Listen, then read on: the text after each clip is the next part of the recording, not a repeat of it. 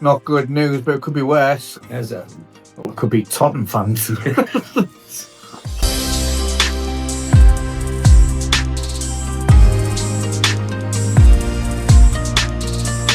Yeah, so I'm pleased to see Anthony, my old sparring partner, is back with me this week after his recent stay in hospital and fully recovered, I hope, Anthony. Yeah, fully recovered after the week in hospital. So, back to the grind now, and thanks for the flowers, Paul.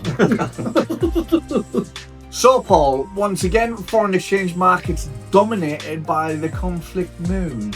Yeah, rinse and repeat really, but there seems to be a bit of market fatigue setting in with the headlines. At first we would see major moves on headlines, but now it seems that traders almost don't know what to believe in at the moment. Precisely, yeah. So although investors are buying dollars and becoming risk averse on negative headlines, the moves don't seem to be as exaggerated or as sharp as they were when the conflict first began.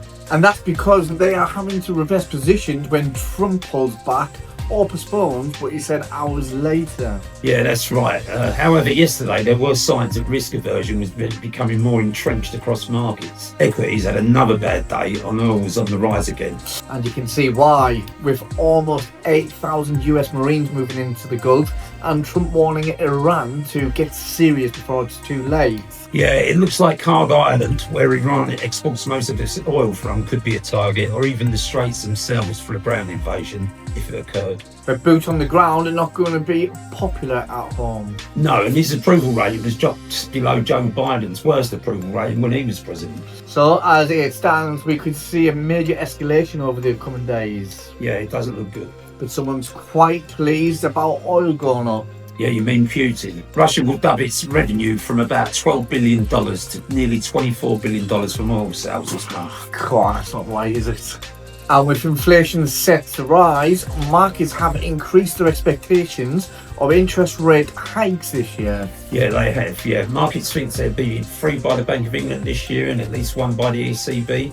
Lagarde said this week that the ECB will not tolerate inflation being above 2% for too long. While Hugh Pill, the Bank of England's chief economist, vowed to act against the damaging effects of the war. So rates are going up then? Yeah, and to top off all the doom and gloom, the OECD, the Organisation of Economic Cooperation and Development, said on Thursday the UK is facing the biggest hit to growth out of all the major economies. Not good news, but it could be worse. How's that?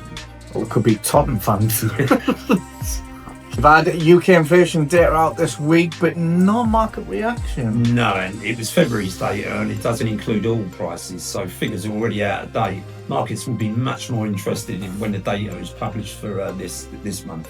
So next week's data could be more closely looked at, considering some of it would have been collated since the conflict began. Yeah, it could do. UK GDP data for Q4 is out on Tuesday, but that's last year's. And also preliminary inflation data from the Eurozone. Wednesday we got US retail sales and PMIs. Nothing really Thursday. And Friday we're up. But hey!